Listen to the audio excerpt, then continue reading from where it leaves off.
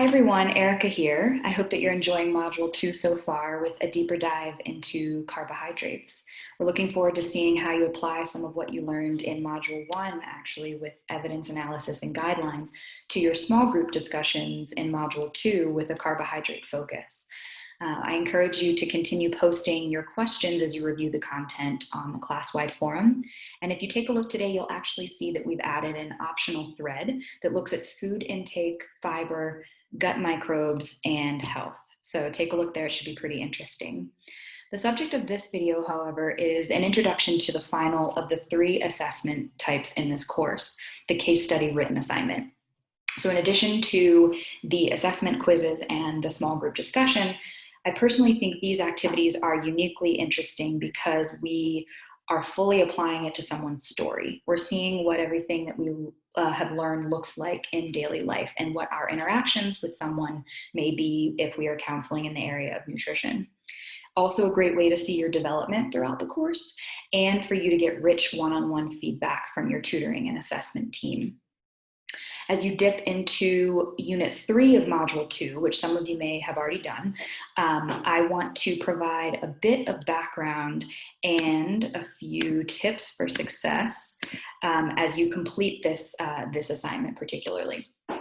As we see here, asparagus tips for success, the first being, if you have any questions following this video or at any time, be sure to @tag your engagement tutor, your success tutor, or myself for any support.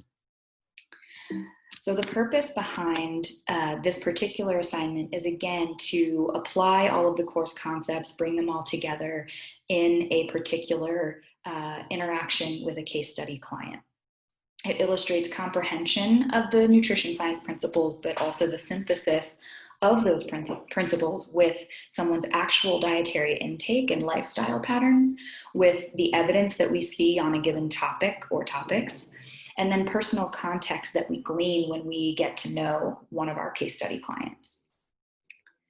So the approach, again, with the case study consults is the idea that we have 3 folks that we get to know throughout our time here in the course. Greg is who we meet today. We'll also meet Arthur and Jacqueline. And Greg, we see in our casebook. So lesson 2.6 this week is our casebook for Greg. And within our casebook, we get a variety of information. It's as if we are meeting with him one-on-one and we learn about his history, his background. We see here unique demographics and impressions as well. So Greg may share some information with us directly about his family, about his employment, about his social structure. What does he do for fun? Who does he spend time with? Other details like that. We also get an impression of Greg, things that may not be said, but that we may see or intuit that may be important in how we work with Greg or with one of our other clients. We'll also see in our casebook that we have a description of diet and lifestyle. So when we are counseling with Greg, we ask questions about a normal intake, a usual intake. And we may need to probe a little bit to get at this. Some people may not recall what usual intake looks like, or they may be reluctant to talk about certain things. So we need to probe a little bit there, but we end up with a basic dietary assessment and also a lifestyle assessment. In addition to that, we get the global story that we track over time for each of our clients. We also see in each unique visit a stated concern. These concerns don't go away as we progress through the course, so we need to keep them in mind, but we are focused on one particular that links to the content of the module at hand. Here we see that Greg's stated concern is largely around carbohydrate intake, different types of carbohydrate intake, and a concern about the risk of development of diabetes. And so we'll help Greg, based on his background and what we know in the evidence, to make certain decisions or certain recommendations. Once we've gathered all of this information and we go to lesson 2.9, you'll see in your outline here that you can download your activity submission guidelines. Once you do that and you open up the document, please use the template in your responses. And once you open that up and begin utilizing the template, you'll see each week has 3 questions. 3 questions may also involve sub-questions. You see in question 2 this week, we have a couple of sub-questions. For the completeness of your answer, please be sure to, before you draft and after you draft, make sure to check that box that you have addressed all of the questions. The questions are designed to help you look more deeply at various aspects of what you've learned. So, for example, in question 1 here, you're looking at the assessment of Greg's current diet. Identify specific carbohydrate foods that could potentially change and suggest alternatives. So we want to look here at what we saw in the current diet. And also when we're providing recommendations, we want to make sure that we are providing nutritionally sound recommendations and also those that make the most sense for Greg, who we know as a person. And we also want to take into mind too, change over time. So we can imagine how it may be challenging to hear many suggestions at once, whereas we can develop a plan for gradual change. So those are some things to keep in mind. Other areas of focus might be the role of nutrients in health. So if we want to talk about a particular micronutrient, what is that micronutrient's role in our health? In this case, what is the role of carbohydrates? What place do they have, as we see in question 2 here? What place do carbohydrate foods have in a balanced and healthful diet? We may also want to synthesize evidence about a nutrient or clarify definitions. We see in question 3 here that when we say a blanket term such as carbohydrates or sugars, sometimes this is difficult for folks to parse out. So we, based on what we've learned, want to provide that difference between certain types of sugars, or what is a carbohydrate, things like that. And use all of this to provide informed recommendations, justified recommendations. You'll also see that there are 3 ways to enrich your response. One is to consider the client's personal context. We mentioned how you can offer a nutritionally sound recommendation. We can take it a step further to discuss what we learned about Greg or about our other case study clients and how what we recommend would fit into their daily life. We can also provide evidence-based justifications. You'll see this in every question, as we see circled in question 1 here.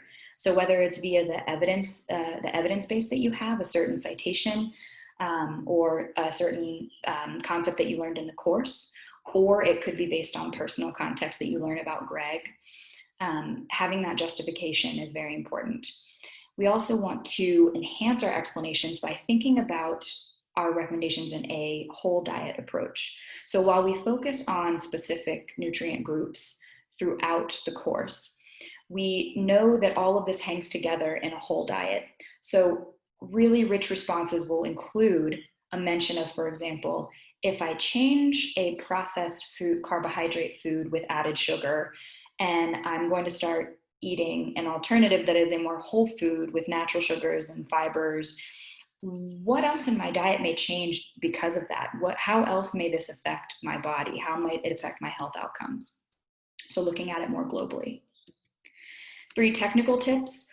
One is just to note, whenever we do provide justifications, if they're not coming directly from the course content, and there is a lot of material within the body of the course, but if we do choose to cite an external source, or if you're asked to, which you will be in later modules, to look for an external source, please cite them. You'll notice that in Module 2's discussion forum, there is a resource to help you cite these within the body of your responses. Also notice to check the word count. You see here that we have a max of 250 words for each question for this particular assignment. That changes over module, but just be sure to check. And finally, visit the rubric and the sub-questions.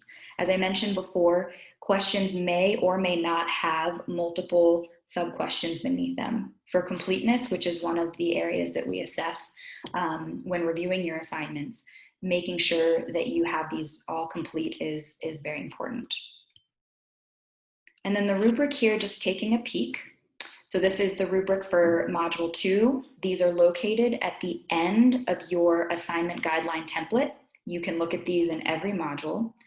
And what we see here, so adequate, just to be clear, a 7 and above is a complete or passing score.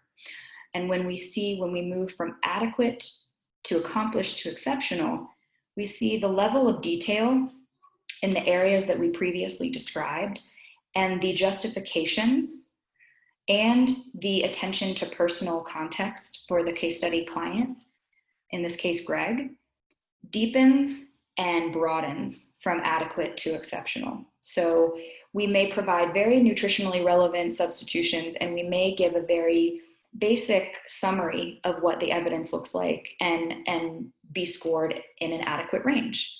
However, if we take into account certain aspects of Greg's lifestyle or certain reasons why one food may provide more bang for our buck over another and describe why, that moves us towards an accomplished or exceptional response. And finally, use the forum to your advantage. And I'll add to the forum here to also use a revisiting of the assessment feedback that you get when we return your marks to your advantage for future assignments. As I mentioned, the small group forum discussion usually links to at least one question in the written assignment. So those discussions you're having with your peers, a group of 10 to 12 folks, is really important. Also, you have that nice interaction with your tutoring team. And then again, a reminder to visit your assessment feedback when grades are released. So a summary of tips: review the rubric and note sub-questions before and after drafting a response. Describe the why behind your recommendations. This includes, again, the evidence base, the physiological mechanism. Does something make sense based on what you're learning about how the body processes something? And personal context. I cannot hit that home enough for this particular way that we approach these assignments, working with someone's story. One note I do want to make about personal context, though, is that we also don't want to make assumptions about someone. We want to intuit certain things, and we may have questions that we want to ask, but let's not make assumptions. Instead, let's turn them into questions for further investigation. Also, to keep in mind, citing external sources. No need to cite information within the body of the course. And then use the forum, small group discussions, and your assessor feedback to your advantage. These will provide rich sources of support for you throughout the course. And finally, the asparagus says to have fun. This is meant to bring in some of your personal perspective, your own voice, your own tone. And this is really where you can squeeze the sponge to get a lot out of what you're learning here. So with that in mind, I am going to wrap up here, but want to draw your attention to additional resources. You have the guides that we've previously posted on the forum. In Module 1, we have the source quality and the review of academic articles, so a support guide there.